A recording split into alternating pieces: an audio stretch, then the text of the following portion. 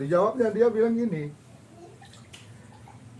bukan pemerintah yang membuat kegiatan Haruan Bolon, tapi adalah desa, ya kan? Desa yang harusnya membuat dan menyampaikan itu kepada pemerintah, katanya gitu. Ya, kalau itu yang dimaksud, maka tidak perlu ada perda. Yang perlu adalah Panghulu itu diboboti agar berani menyampaikan usulan-usulan kepada pemerintah. Nah, masyarakat itu harus Panghulu itu harus diboboti. Artinya harus adalah apa artinya penghulu itu memiliki aturan yang baku.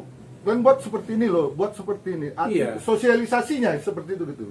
Itu gampang sekali. Kenapa? Karena ada namanya ADD. Banyak benar kegiatan-kegiatan yang ditampung di ADD itu tidak menyentuh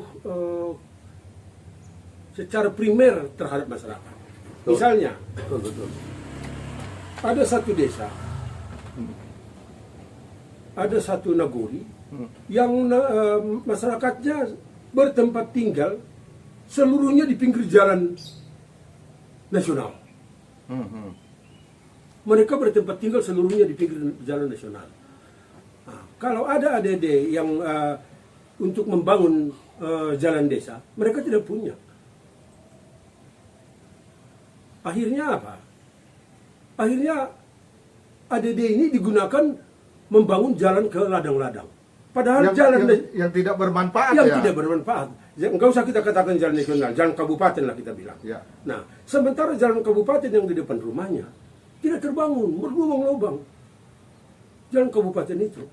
Nah, kalau misalnya diberikan kelonggaran hukum, diberikan kelonggaran peraturan, dan usul masyarakat itu bisa segera dibuatkan payung hukumnya, maka ADD itu digunakan untuk membangun jalan kabupaten. Nah, pada saat zaman saya dulu, pernahnya kita kumpulin masyarakat yang memiliki jalan kabupaten yang hancur-hancuran di nagorinya, kita hadapkan dengan Kadis PU untuk membuat regulasi baru agar ADD itu bisa digunakan membangun jalan di jalan kabupaten. Sampai sudah sebegitunya ya? Sudah, dan itu udah ada beberapa yang udah terlaksana. Tapi kok sampai sekarang mereka jadi gamang gitu ya kan? Untuk jalan kabupaten nggak bisa digunakan untuk dana ADD. Kita udah pernah bisa kok, bisa. Itu yang jadi persoalan sekarang ini. Makanya akhirnya masyarakat itu kok jadi kami, penghulu-penghulu ini kan jadi teriak, kok jadi kami gitu ya kan, yang harus dibebani kan gitu dengan pola itu tadi, penambahan huruf yang dilakukan oleh bupati dengan Haruan Bolon ya, sementara visi misinya kan bukan itu tujuan rakyat harus sejahtera ini kan gitu. Sekarang mungkin yang dimaksud oleh bupati sekarang ini adalah keikutsertaan masyarakat, peran serta masyarakat menjaga merawat pembangunan yang ada di daerahnya. Itulah yang dimaksud. Jangan sampai ini rumah kita, di depan ada parit, itu jalan kabupaten, tergenang parit itu karena ada sampah di sana, kita diamkan, dibiarin. Nah, kalau itu yang dimaksud itu adalah tinggal bagaimana komunikasi pemerintah terhadap kecamatan, bagaimana komunikasi kecamatan terhadap desa, bagaimana komunikasi Panghulu setelah terpilih terhadap masyarakat di nagorinya. Seringkali Panghulu yang telah terpilih ini tidak mau tahu karena perbedaan dengan yang kalah itu hanya 3 suara. Akhirnya dibiarkan aja. Nah, tidak ada lagi komunikasi yang bagus. Jadi sehingga desa itu mau dibangun salah, nggak dibangun salah kan gitu. Tapi kembali lagi kita ke apa? Itu persoalan Bupati Simalungun Pak Radiapu. Itu tugas berat dulu gitu. Ya, itu tugas berat beliau ini ya kan. Makanya kalau Pak Bupati nggak pegang kawan-kawan dari media, dia akan sulit untuk melaksanakan kegiatan itu. Lalap dibully terus kan gitu. Yang kembali kita ke DPRD, artinya ketua pernah menjabat sebagai anggota DPRD dan sekaligus menjabat ketua DPRD. Langkah-langkahlah yang harus dilakukan seorang anggota dewan agar ini bisa menjadi seperti amanat yang diamanatkan oleh undang-undang. Dia adalah perpanjangan tangan. Apa yang harus dilakukan mereka sehingga masyarakat itu nggak antipati terhadap dia. Jujur aja ketua saat ini ketika kita bicara tentang anggota dewan, karena duitnya banyaknya itu kan gitu. Tapi kenapa kau pilih kan gitu? Kenapa kau pilih? Atau karena ada uangnya kan gitu? Kira-kira gimana menurut ketua? Jadi begini, kalau seperti yang saya bilang tadi, itu dari pangkal harus bertemu ujung. Begitu seseorang mencalonkan diri menjadi anggota dewan, maka dia tentu harus bicara dengan masyarakat. Bicara apa? Bicara segala sesuatu yang sangat dibutuhkan di tengah-tengah masyarakat. Maka seringkali anggota dewan itu, calon anggota dewan itu sering lost control, terlalu banyak janji-janji. Sehingga nggak sampai apa yang menjadi tujuan dia ya. Sehingga begitu dia sampai di gedung dewan, ternyata tidak seperti yang dia bayangkan semula. Jadi sampailah kita kepada hal-hal yang kita anggap standar lah yang dimiliki oleh anggota dewan. Ya. Kalau saya bilang itu ya baju lah, pakaian lah, penampilan standar yang harus dimiliki oleh anggota dewan. Pertama, dia harus ramah. Ramah tentunya ya menggunakan bahasa, menggunakan tangan, menggunakan senyum dan menggunakan artinya bahasa tubuh lah, bahasa tubuh. Membuat orang udah senang gitu senang, ya. Ah. Karena jarang orang memilih. Walaupun ada, jarang orang memilih seseorang di dewan itu yang sama sekali nggak pernah dilihat.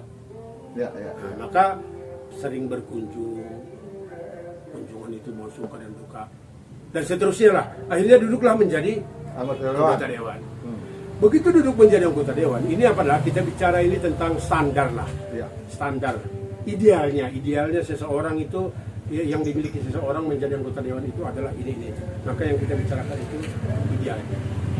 Begitu dia terpilih, maka hari pertama sampai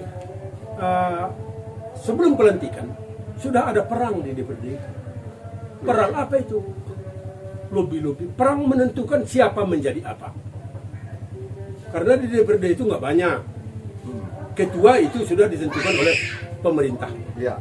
Itu pemerintah menentukan siapa ketua, siapa wakil ketua DPRD. Itu pemerintah yang menentukan itu dengan peraturan yang ada kan. Pemerintah plus partai lah. Ya. Itu nggak bisa diganggu gugat. Tapi yang bisa dipertaruhkan, yang bisa dinegosiasi di situ adalah pertama ketua fraksi, wakil ketua fraksi, dan sekretaris. Ya. Yang selanjutnya ketua komisi, wakil ketua komisi, dan sekretaris. Badan legislasi, badan kehormatan dewan. Itu seluruhnya membutuhkan. Satu lagi komisi. Itu tadi komisi. Ya. Ketua komisi, ketua komisi, wakil ketua, dan sekretaris. Ya. Nah, itu seluruhnya membutuhkan pertarungan. Kalau bahasa kerennya lobby. Lobby. Kalau enggak itu pertarungan itu. Iya. Pertarungan bisa mendapat atau tidak bisa mendapat. Ya. Itu pertarungan pertama. Setelah dapat itu, maka seseorang itu dinyatakanlah di mana kedudukannya di dalam DPRD. Dinyatakanlah itu anggota sebagai apa dan di mana. Begitu duduk dan mendapatkan jabatan itu atau tidak mendapatkan jabatan itu, atau setelah terbentukan komisi dan alat-alat kelengkapan dewan namanya, Ya. setelah terbentuknya alat-alat kelengkapan dewan, maka mulailah bekerja. Apa yang dimaksud bekerja? Bertemu, bermusyawarah dengan mitra kerja. Siapa mitra kerja itu? Mitra kerja itu adalah Pemerintah daerah. Dalam perjalanan waktu, masyarakat rindulah keberadaan seseorang yang sudah dilantik menjadi anggota dewan. Yang telah dipilihnya. Yang telah dipilihnya. Rindu dia. Ya. Bagaimana penampilan, bagaimana orang yang kami hormatin itu sekarang. Ya. Adalah pesta, suka dan duka. Tampilkah? Ya. Artinya giat sosial yang harus Iya. dijalaninya ya. Ya, di luar gedung dewan. Ya. Itu tentu di luar gedung dewan. Ya. Nah, selanjutnya ada persoalan-persoalan di tengah-tengah masyarakat. Apakah tanah longsor di samping kampung? Ya. Nah, diteleponlah anggota dewan itu, masyarakat tidak tahu anggota dewan itu membidangin itu atau bukan. Ya. Nggak tahu mereka masyarakat itu. Yang penting kalau ada perwakilannya, mereka minta tolong Iya. sama mereka, kan gitu. Persoalan apapun. Iya. Padahal belum tentu itu Tupoksinya. tupoksinya. Iya. Nah, bagaimana seseorang anggota dewan menghadapi? Anggota dewan yang ideal adalah dapat menjawab persoalan itu, syukur-syukur dapat memberikan jalan keluar, syukur-syukur juga jalan keluar yang disampaikan oleh anggota dewan itu terrealisasi dan mendapatkan hasil. Gitu. Itulah yang harus dilakukannya ya kan. Yang dilakukan. Dan sampailah dia ke ujung. Ya. Ini perjalanan panjang bagaimana tentu di dewan itu akan bercerita tentang kemampuan satu sama yang lain. Di tengah-tengah masyarakat adanya itu juga pemantau, ngerti dia anggota dewan yang 50 itu kerjanya apa, kondisinya seperti apa, ngerti dia. Dan anggota dewan yang diidolakan itu sering disebarluaskan dari mulut ke mulut di tengah-tengah masyarakat. Jadi siapa public figure di DPRD Simalungun, semua orang tahu. Orang yang pernah nongkrong di warung, semua orang tahu. Ya. Kita nggak sebutin lah dalam Ya, program ya, ini ya. ya. Ya, ya. Nanti telinganya naik lagi ya kan. Iya. Nah, jadi, tapi kita potong lagi, Be. Keberhasilan seseorang anggota dewan menangkap aspirasi, keberhasilan seseorang anggota dewan melobi-lobi akhirnya mendapatkan Apa yang menjadi keinginan dan program dia, progres dia ya. iya, itu seringkali tidak berbanding lurus dengan pilihan masyarakat. Kenapa? Aku mengatakan begini, Be. Korupsi itu dimulai dari masyarakat. Oh, gitu. Sejago-jagonya anggota dewan, Ah. nggak cukup itu yang dijual. Kita ngerti lah kondisi Iya, masyarakat. iya. Gitu. Tetapi paling tidak kalau sampai kita bercerita tentang idealnya seseorang menjadi anggota dewan, itu tadi setelah bungkus, setelah pakaiannya bagus, maka anggota dewan itu tentu paling tidak yang utama ada 3 tupoksi kan gitu. Iya. 3 tupoksi. Penganggaran, selanjutnya membuat legalitas, Ya. selanjutnya adalah pengawasan. Ya. Ini tupoksi ini tentu tupoksi yang telah diberikan oleh pemerintah. Ya, 3. Tapi di luar tupoksi ini ada orang mampu ketiga tupoksi ini juga tidak disenangi masyarakat. Kenapa? Bisa dikalahkan oleh tadi pakaian tadi. Dia hafal 3 tupoksi ini. Pengawasannya ketika rapat di gedung dewan, mampu dia Vokal dalam vokal menyampaikan dia, namanya, ya. mampu dia menggiring opini, akhirnya pembangunan yang prioritas itu dulunya A berubah menjadi B. Ya. Mampu dia menggiring opini, membentuk opini di tengah-tengah eksekutif. Tapi walaupun itu bagus, Kalau yang tadi pertama kemasannya itu pakaiannya itu compang camping. cuma samping itu tadi. Jadi kalau idealnya selain pakaian bagus juga menguasai 3 hal tersebut. 3 hal ini bisa dibuktikan dengan ini. Pertama hadir. Enggak mungkin kita katakan seseorang bisa merubah opini pemerintah kalau tidak hadir. Ya. Setelah hadir, kalau memungkinkan punya jabatan. Ya. Tapi ada kalanya orang tidak punya jabatan, tapi juga selalu hadir ya. Nah. Rajin hadir Rajin sehingga hadir. bisa berkomunikasi ya. bisa berkomunikasi. Ya. Setelah itu juga menguasai peraturan. Iya. Menguasai peraturan. Jangan pula ada masyarakat mengusulkan agar bidan PTT itu, padahal bidan PTT ini gaweannya kementerian dipaksa untuk diselesaikan kadis kesehatan. Itu kan sudah jeplak lah. ya, sudah tidak menguasai peraturan maksudnya itu. Iya. Terus kembali gini Ketua, dengan kondisi tadi ya kan tingkat kehadiran. apakah seorang anggota dewan itu diharuskan, artinya diharuskan setiap hari itu hadir atau memang suka-suka gitu ya kan?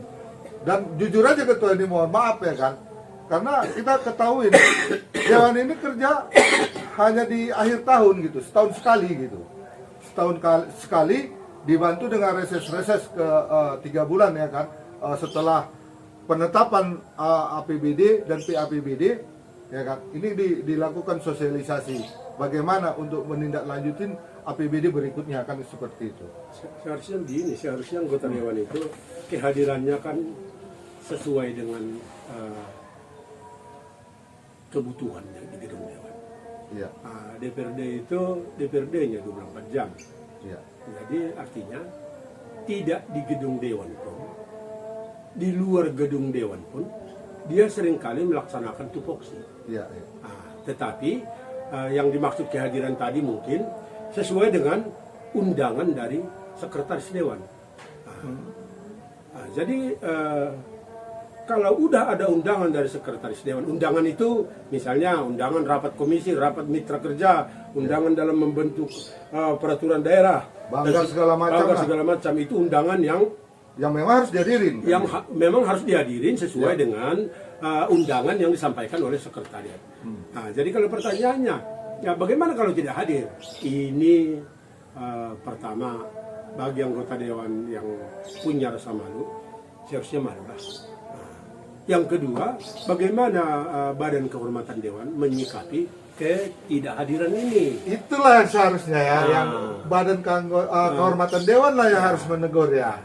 Jadi kalau saya, ini karena udah keluar lah mungkin ya, kalau saya, seharusnya Badan Kehormatan Dewan ini mencantumkan kehadiran ini menjadi salah satu tolak ukur penilaian yang akhirnya bisa diberikan sanksi kepada seseorang yang sudah melanggar, misalnya melanggar sekian persen dalam 1 bulan. Sudah harus diberikan sanksi. Kalau terlalu banyak misalnya sesuai dengan peraturan yang disampaikan oleh, usulan yang disampaikan oleh Badan Kehormatan Dewan itu, bisa diusulkan kepada partainya agar diberikan PAW. Oh gitu dia, gambarannya seperti itu dia. Jadi kalau seperti kalau ada ketua BKD, Badan Kehormatan Dewan, enggan melakukannya, diragukan dia juga salah satu pelaku yang tidak pernah hadir. Tidak pernah hadir. Dia ke situ dia ya. Iya. Ke situ dia. Kenapa ya? dia nggak mau melakukan itu? Berarti dia juga pelakunya. Pelakunya kan gitu. Apakah ini nggak menjadi artinya seperti kayak ASN gitu, anggota dewan ini apa ketua tingkat kehadirannya? Ya kan setiap hari harus hadir. Enggak gitu dia. Ya. Kita DPRD tidak membutuhkan fingerprint, tidak membutuhkan. Kenapa? Karena anggota dewan bisa bertugas di luar gedung. Karena nih dewan ini kan profesional ya, seperti jabatan profesional ya. Bisa seperti itu dia. Bukan jabatan profesional, misalnya dokter gitu. Karena jabatan dewan itu melekat walaupun dia tidak di gedung dewan, walaupun dia buka baju di tengah-tengah masyarakat, itu selalu di pesta rakyatnya di situ. Kita bukan tugas kantor kita datang, tetap anggota dewan yang terhormat. Gitu dia. Artinya tetaplah walaupun kondisi kayak mana, tetapnya di kita anggota dewan terhormat kita, yaitu Bapak ini telah hadir untuk mengapa. Itulah salah satu yang harus kita lakukan dalam melakukan uji resume survei nanti ya, seperti itu ya Ketua ya. Ketua yang terakhir ini biar pemirsa juga tahu ini apa Ketua, seru ini. Ini kebetulan ada kesempatan bisa ngobrol dengan Ketua tentang kondisi yang lagi kita kerjakan. Yang terakhir Ketua, dengan seperti yang duduk datang dengar seperti yang Ketua bilang itu tadi, di dewan dia tidak populer tapi di masyarakat dia populer. Menurut Ketua sendirilah dengan kondisi seperti itu, apakah ini bisa membantu apa yang diharapkan oleh masyarakat atau tidak? Sebenarnya sih ada kalanya bisa. Ada kalanya bisa. Nah, karena dia di dewan tidak populer, nggak pernah mau menyampaikan pendapatnya ketika rapat-rapat di gedung dewan. Nah, tetapi di tengah-tengah masyarakat dia punya relasi banyak, dan ada kalanya anggota dewan seperti itu disenangi juga oleh eksekutif. Bicara santai gini, tolonglah bantu gitu ya. Nah, itu. Jadi kalau betul, anggota betul. dewan itu disenangi oleh eksekutif karena dia tidak pernah mengutarakan sesuatu yang menyakitkan. Artinya nggak pernah lah dia melakukan hujatan atau Nggak pernah membuli ya melakukan kan hujatan. seperti itu ya. Nggak pernah dia melakukan hujatan di tengah-tengah masyarakat, di tengah-tengah rapat dengan dengar pendapat dengan eksekutif. Jadi karena begitu penampilannya oleh dia ketika berkomunikasi dengan eksekutif, orang eksekutif itu mau menerima. Artinya dengan gampang ya. Dengan kan? gampang, banyak begitu. Iya, iya. Banyak. Jadi vokal terhadap ketika dalam pembahasan terhadap mitra kerja itu bukan menjadi ukuran ya. Belum Bukan tentu menjadi- juga, belum tentu bukan juga. Tetapi sebenarnya gini, anggota dewan itu harus punya apa namanya, identitas lah. Ketika tampil di rapat dengan pendapat dengan siapa, dia harus berani mengatakan sesuatu. Nah, itulah yang idealnya. Yang tadi yang tidak ideal maksudnya itu. Iya, iya. Nah, Yang tetapi idealnya harus mampu menyuarakan ya. yang idealnya mampu menyuarakan, mampu mendengar masyarakat juga ketika dia menyampaikan ke eksekutif apa yang menjadi unek-unek masyarakat diterima juga, itu yang ideal. Nah, itu yang ideal. ya. Dan yang seperti itu ada. Ada. Bukan banyak juga ada lah. Ada lah ya. Dia hajarlah eksekutif itu di depan forum. Ah. Tetapi begitu selesai ini, dia minta tolong juga. Tolong ada orang eksekutif juga menerima. Ada yang begitu. gitu ya. Ada. Ya tahu. Ada. Ini tambah seru ini pemirsa. Soalnya beliau juga penuh pengalaman dalam apa tugas-tugas dan tupoksi daripada anggota dewan pemirsa. Ini keren ini. Yang terakhir lah, Ketua, dengan kondisi ini kan artinya ada langkah-langkah. Kemarin kan bilang gini, kenapa kok kita yang melakukan survei? Bukan kita yang melakukan survei, tapi ada lembaga yang melakukan survei itu bilang. Dengan kondisi ini kita akan bisa mengetahui sejauh mana kinerja DPRD itu sendiri. Dan harapan kita juga apa yang dilakukan oleh lembaga survei ini ya kan berhasil untuk membangkitkan kinerja daripada kan anggota dewan, kan seperti itu Ketua. Iya. Ya kan. Kalau Ketua sendirilah langkah apa yang paling tepat sehingga ini paling tidak Ketua memberi support kepada kita untuk melakukan publikasi terhadap kinerja anggota dewan agar anggota dewan ini tidak lagi disepelekan gitu. Kemarin yang dia sibuk untuk mau main anggota dewan, sekarang seperti yang Ketua bilang tadi, lewat mobilnya katanya tutup. Jadi kalau itu yang dimaksud, banyak sisi yang menyebabkan satu dilemahkan, yang lain melemahkan, semuanya lemah. Ada sisi. Kenapa anggota dewan itu kadang-kadang hati-hati menyampaikan sebuah kebenaran ketika dia berada di gedung dewan sana? Anggota dewan itu banyak dia ngerti. Banyak Tapi dia hati-hati ya? Hati-hati. Kenapa? Anggota dewan juga butuh berinteraksi. Iya. Interaksi yang berhasil itu yang bisa menyelamatkan kecil-kecilan. Iyalah, artinya ada sumber-sumber yang bisa mendukung tupoksi dia ya, seperti itu Ketua ya. Tapi kalau itulah yang dimaksud, saya mau mengatakan begini. Anggota dewan itu baiknya satu dengan yang lainnya itu saling menguatkan. Saling menguatkan, saling memberikan semangat kepada yang tak bersemangat, saling memberikan pengetahuan kepada seseorang yang belum mendapatkan informasi. Karena nggak semua orang melek. Anggota dewan itu punya isi ya dia. Iya, nggak semua. Iya. Nggak semua ya. Jadi kalau saya mengatakan begini, dewan yang terhormat ketika sudah duduk maulah bincang-bincang dengan teman-temannya yang getol, yang rajin mendapatkan informasi tentang peraturan-peraturan yang mengatur pemerintahan. Iya.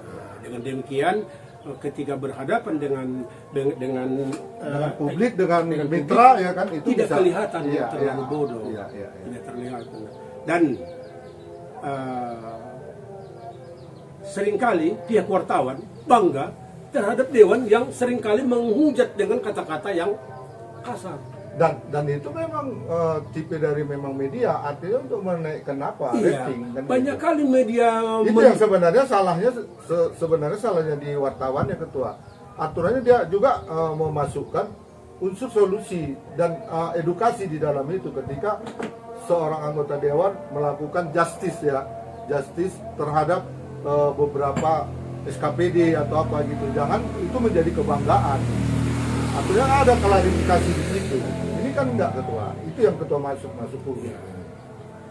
Jadi anggota dewan pun kan adanya anggota dewan dijuluki preman di dewan gitu. Ya, ya. Itu rasanya bukan kebanggaan.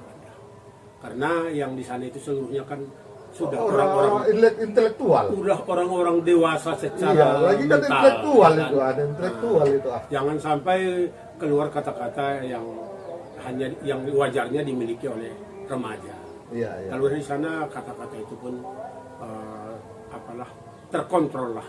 Iya, betul. Ya, pemirsa Mona Lisa, itulah tadi bincang-bincang kita dengan Pak Ketua Johalim Purba. Banyak hal yang bisa kita ambil dan banyak hal yang bisa menjadi pelajaran buat kita, terusus para anggota Dewan terhormat. Dan pada saat ini kita akan melakukan survei di Serdang Bedagai. Bagaimana? Apakah ini sesuai dengan apa yang menjadi diskusi kita pada hari ini? Pemirsa ikutin terus channel Mona Lisa TV. Assalamualaikum warahmatullahi wabarakatuh.